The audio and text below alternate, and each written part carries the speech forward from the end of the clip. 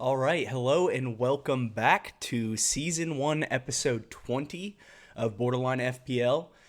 Back by popular demand, I am back with a YouTube video, just myself today. I'm going to start doing these regularly. You guys seem to like them and like this format. Think the shortened format is pretty helpful, so I'm going to try my best to get these out weekly. We usually will also record the full pod with Ben and I, and I'm working on getting that up on Spotify with one of my good friends, Trevor, who's actually a listener, help. So working on getting that done sometime this week, but I don't think we'll be recording a full pod this week because Ben is really busy with work from NBC and stuff. So we're just going to press on here. Guys, this is Game Week 23 preview.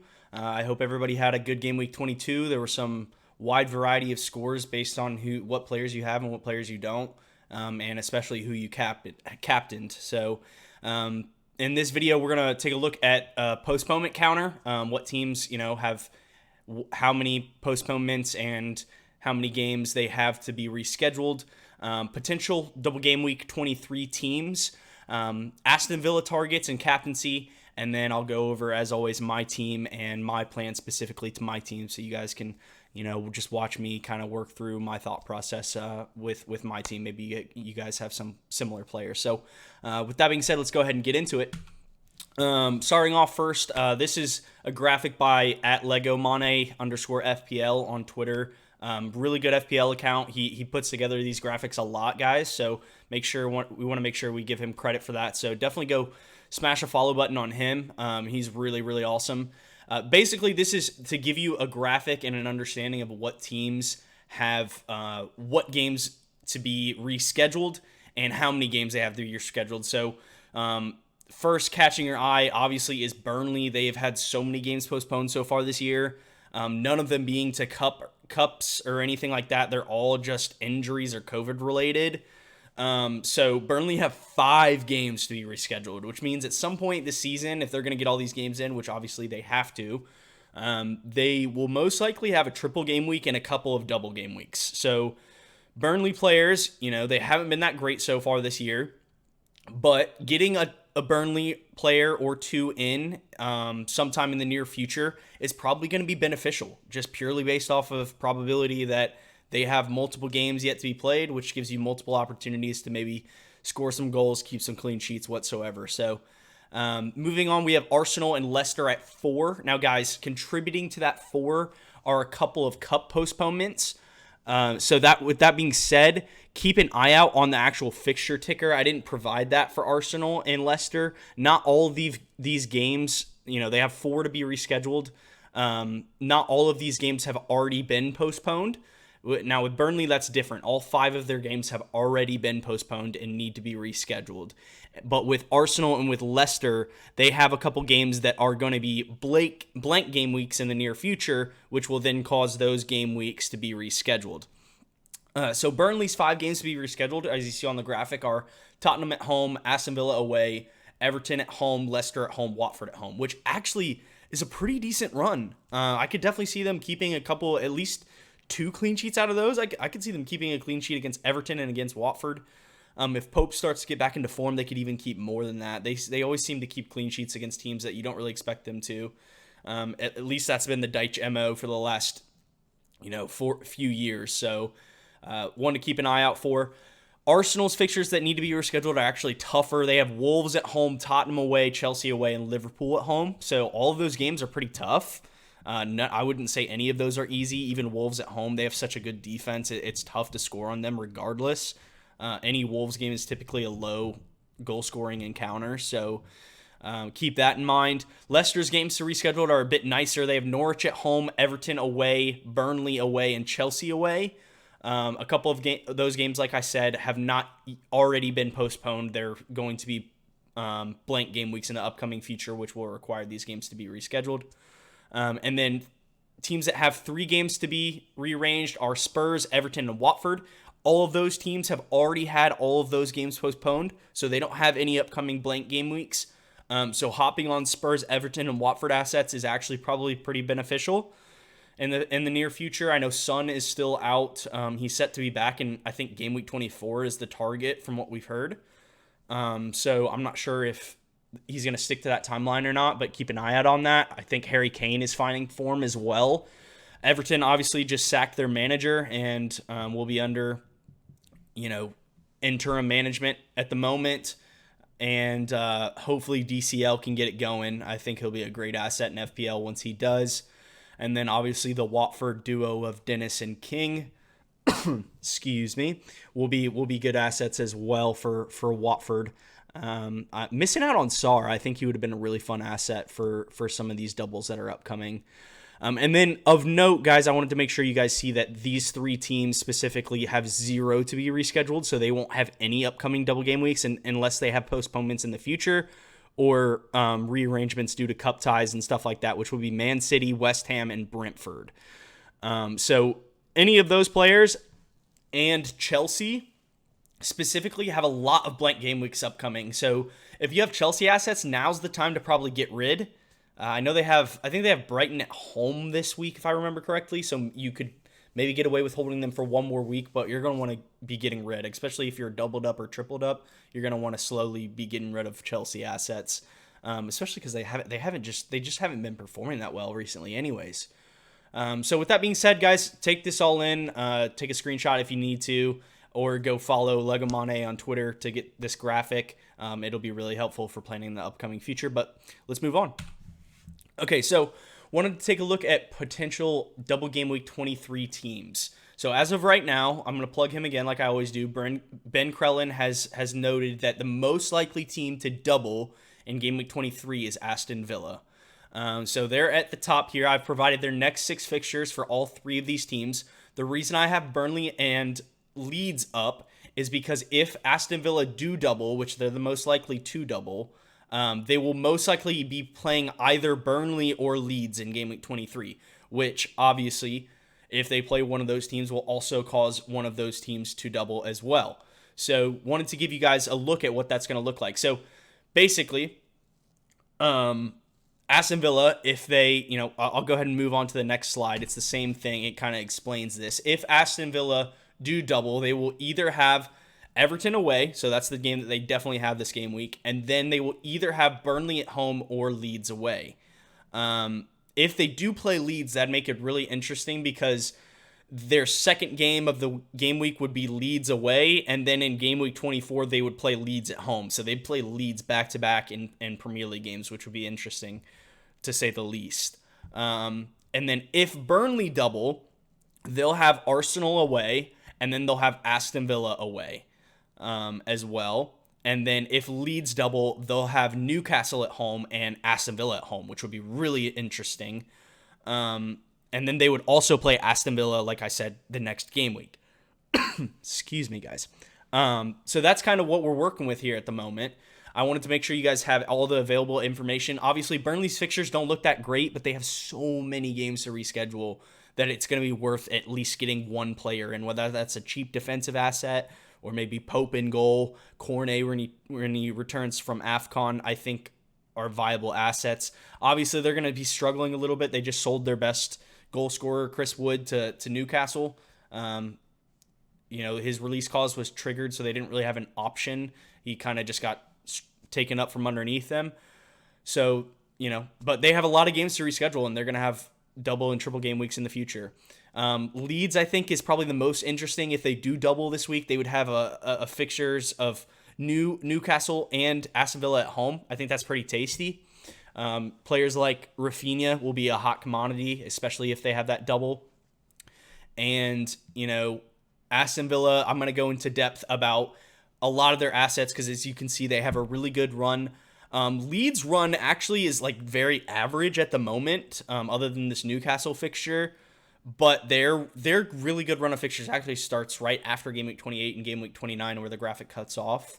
So keep that in mind. I think they're a decent long-term hold or buy. They don't have great fixtures at the moment, but they're all right, and they will have good ones later on. So moving on, I'm going to go ahead and get into the Aston Villa options that we have. Guys, I wanted to start off with Ollie Watkins versus Danny Ings. Who to go for? Both strikers, both 7.7 million in the game.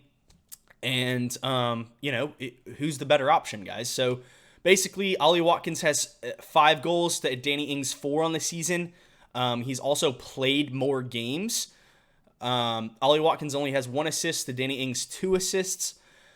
The pros and cons essentially are Watkins is more nailed for 90 minutes, is also a more nailed starter, I would say.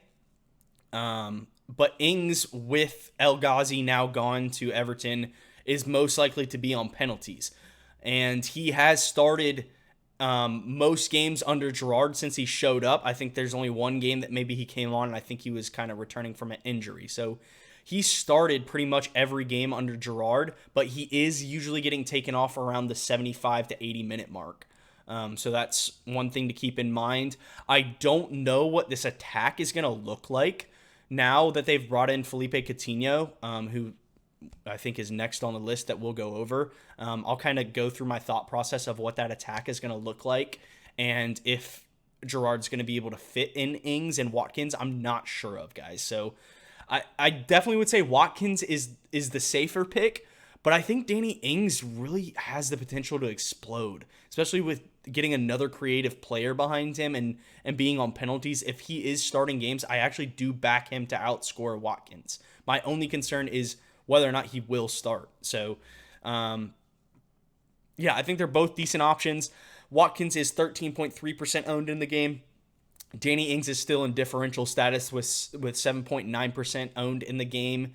And I think they're both interesting options and will be heavily debated in the FPL community upcoming, especially if they get announced double game week this week.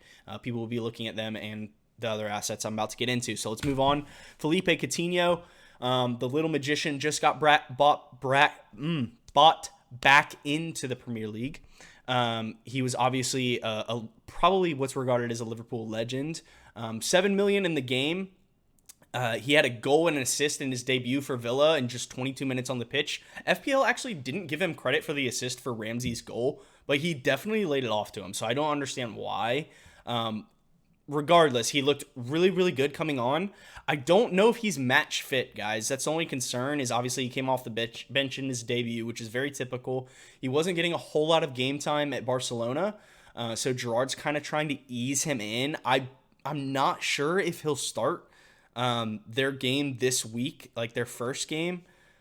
And, I think he'll definitely come off the bench, but I wouldn't say with confidence that he's going to start. And if he does start, I definitely don't think he'd play all 90 minutes. So that's the concern with him. I do think has explosive potential. Of note, I wanted to mark down that in the 14 matches that he played for Liverpool before moving to Barcelona in 2017-2018, he had 7 goals and 6 assists. So he moved mid-season and had 13 goal contributions in 14 matches. The guy's a player. It's just whether or not Gerrard can unlock that. I think he can, and how much game time he's going to get. So I think he will be a bona fide pick in the near future. I'm just not super confident on bringing him in right now. Like, if you have good bench cover and you want to go for that punt with an explosive potential player, I don't hate it. I just also think there's other options to consider for Villa and for other teams around them that I'm not sure if he's definitely not the safest pick. That's all I'm going to say. I think he's a good option. And I think he will be brought in heavily over the next couple of weeks. I'm just not super confident in this week, especially if you're trying to bring in a player for a double game week and want to get the most minutes you can out of them. That being said, guys, he's already 6% owned in the game. So, I think a lot of that is just, oh my God, Coutinho's back in the Premier League. I want to get him in.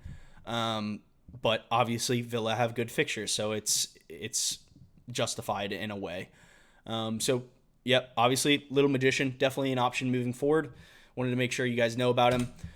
Moving on, we got Jacob Ramsey, the young star for Aston Villa. 4.6 million in the game. Midfielder, had a goal and assist against Man United, has 2 double-digit hauls in the last 4 games. Gerrard has started to play him more like forward. He's playing more progressive. I think he is kind of still playing in the number 8 role, but he's definitely getting forward and bursting in the box, kind of Conor Gallagher or old-timey Aaron Ramsey, very similar, making those runs, arriving in the box at the right time, and able to put the ball in the back of the net. So he's still only 2% owned in the game, And in my opinion, he's the best budget midfielder in FPL right now if he continues to start. He started every single game under Gerrard, so he does seem to Gerrard does seem to really like him. My only concern is how does Felipe Coutinho impact his playing time? So if you take a look at the Aston Villa kind of forward players, you have Ings, Watkins, Buendia, Jacob Ramsey, and Coutinho. Now, like I said, Jacob Ramsey's kind of playing a number 8 role, center mid, but I can see his minutes possibly being affected by Coutinho. I'm not sure how Gerrard's going to want to play them.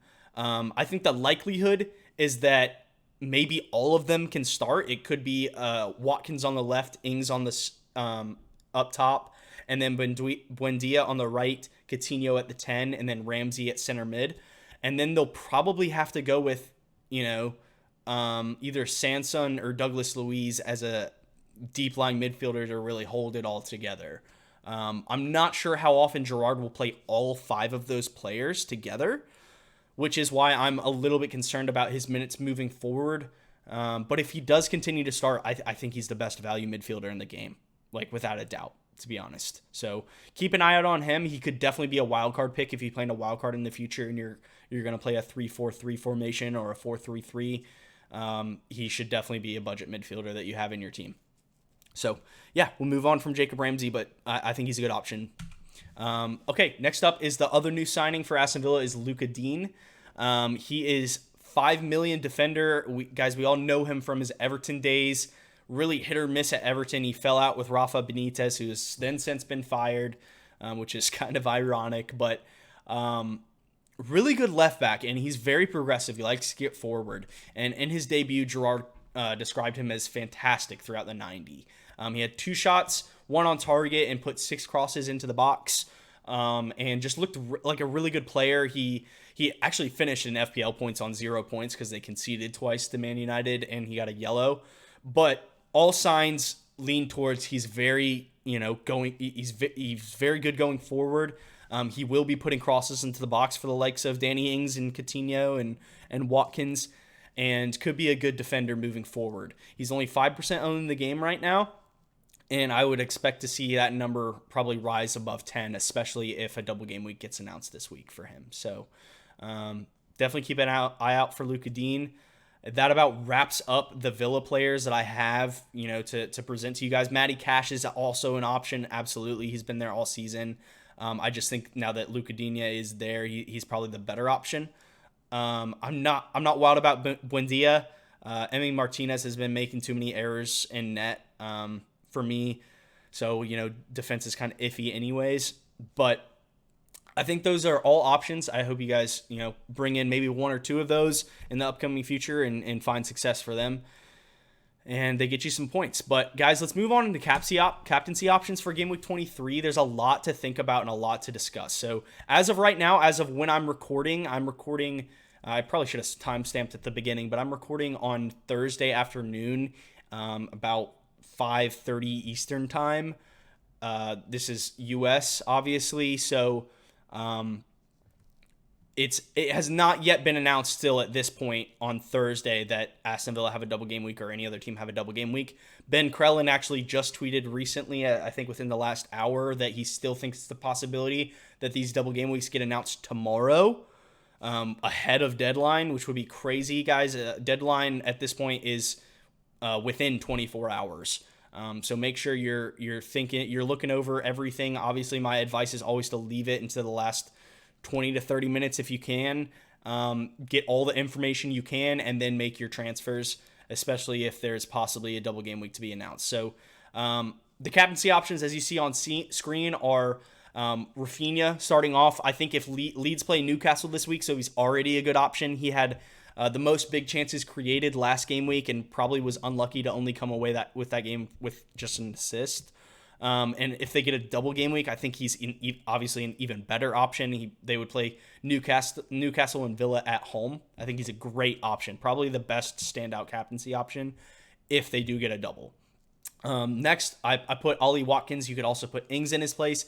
You could also, if you're a bit wilder, even go for Coutinho if you think he'll start or at least play both games. Really just an attacking Villa option, I think, is a decent captaincy option this week, especially if they have a double game week. So guys, I'm not going to keep repeating myself, but just keep an eye out for that. Then moving on, we have Man City playing Southampton away. Man City do tend to give Southampton kind of hiding, so I put Foden and Sterling up there as options. Obviously, guys, Kevin De Bruyne is also an option, and probably actually the best out of all three of them. So I probably should have put him up there.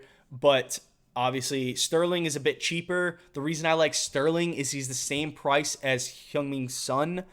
So if you don't have him and you're going to want Son in the future, probably, he's a good placeholder. They're both 10.7 million in the game.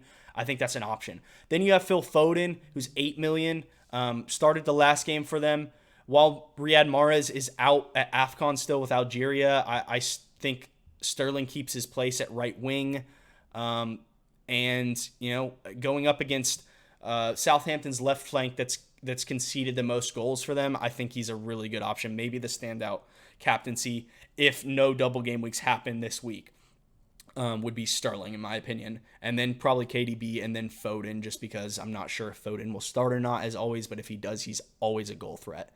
Moving on, then have Saka. Arsenal do play Burnley at home. We just got done watching the FA Cup, or not that, sorry, the League Cup tie. We just lost 2-0 to Liverpool, Red Card FC, blah, blah, blah. Saka does look a bit tired.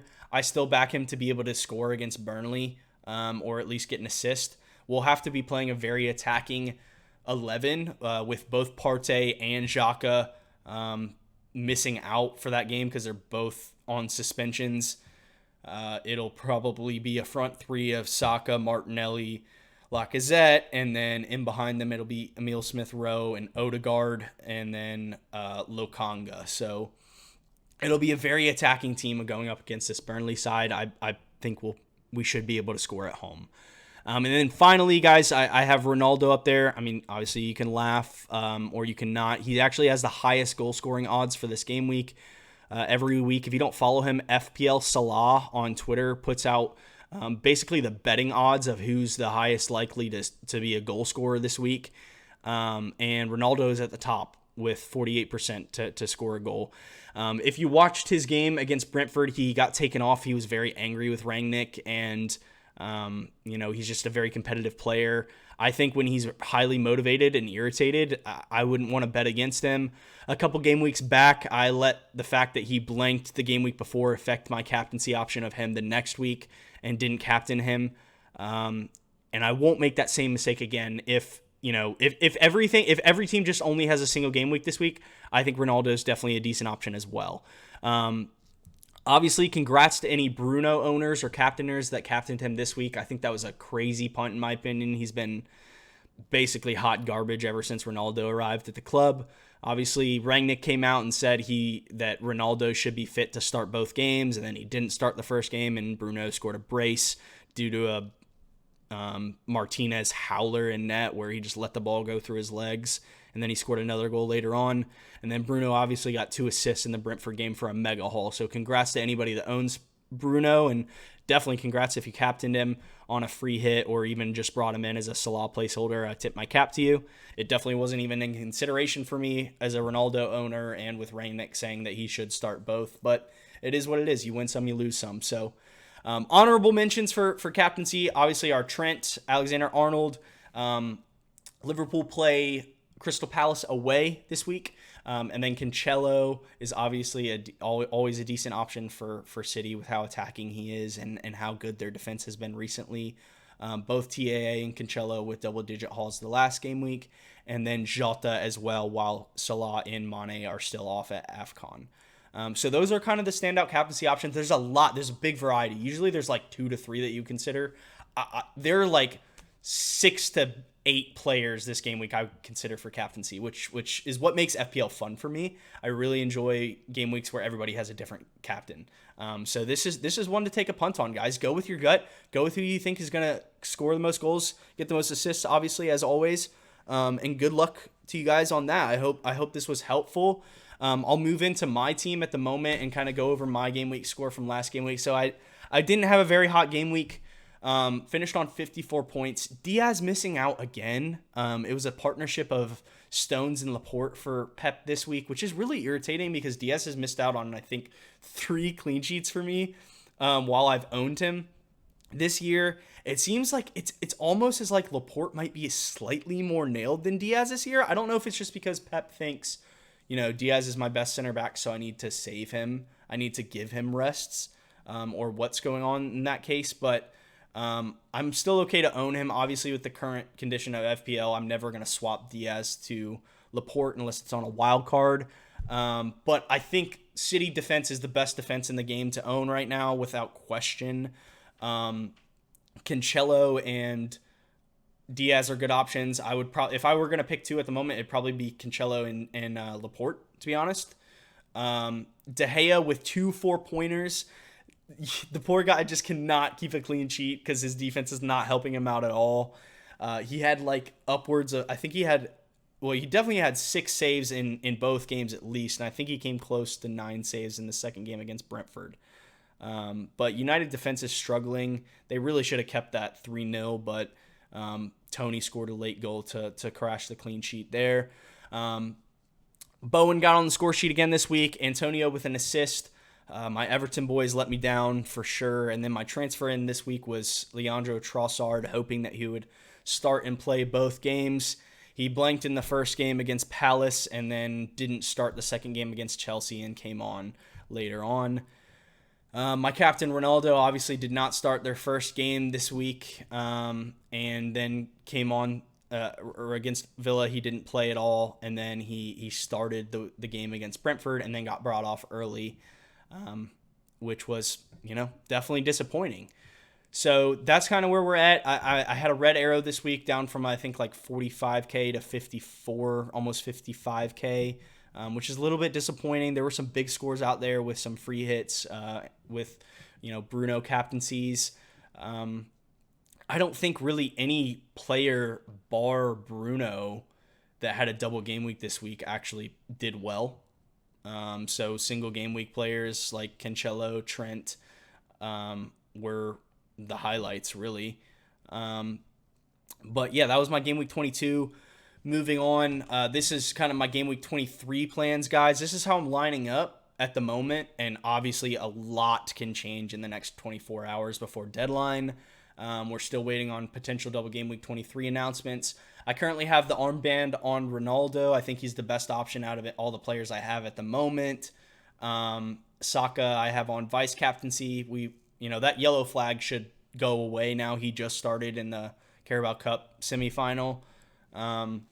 Then I have Trossard on the bench at the moment. They play Leicester away, who have been conceding a lot of goals, so maybe I should start him over Gray. I don't know. That'll come down to the wire for sure. I have basically no options in defensive coverage, so Johnson won't be starting, and Livermento's still hurt. I definitely need to cover that, so who knows? Maybe I'll even make a defensive change this week for coverage, but I like my 3 in the back at the moment. Basically, like I said in this bullet point, captaincies between Ronaldo and Saka, and then whatever player or players I decide to move in. I have a crap ton of money in the bank right now, as do probably a lot of people. So I have basically 4.5 mil in the bank to spend. My transfer targets at the moment and thoughts are Rafinha, Watkins, or Ings, Sterling or Foden are basically what I'm thinking. And I'm not opposed to taking a -4 this week to get any 2 of those players. All of those guys were on my captaincy matrix, which is why they're all targets for me this week. I'm not sure which one I'll bring in. It's really dependent on double game week announcements and how I'm feeling ahead of deadline. But guys, that pretty much wraps it up. I hope you enjoyed this. You guys said you liked this format last time, so I really hope this is beneficial to you guys this week. That pretty much wraps it up. Guys, follow us on Twitter at BorderlineFPL. Our Instagram is BorderlineFPL. And obviously, if you're new to the YouTube channel, smash that subscribe and like button down below.